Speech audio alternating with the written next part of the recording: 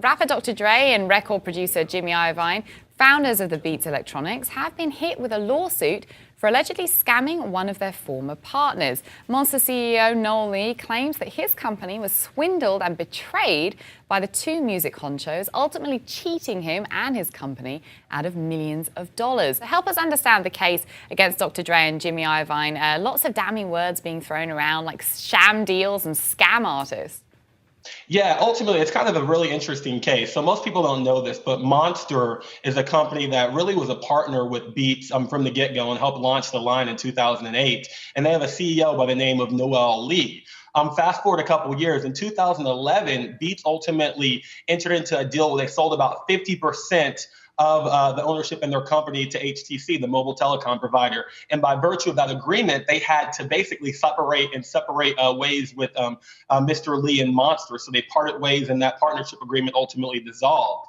Fast forward 2 more years, over those next 2 years, they ultimately repurchased all of their shares for a discounted rate.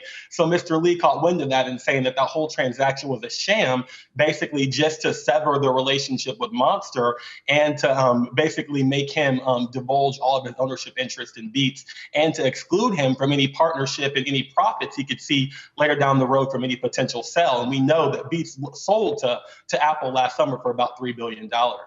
Yeah, I mean, let's talk a little bit about dollar amounts here, because the complaint didn't mention a dollar amount in damages. So what is Noel Lee seeking, and does he have a case against these music moguls, Dr. Dre and Jimmy Iovine? Yeah, I think he potentially does have a case. And what's going to really happen here, there's a process in litigation called discovery.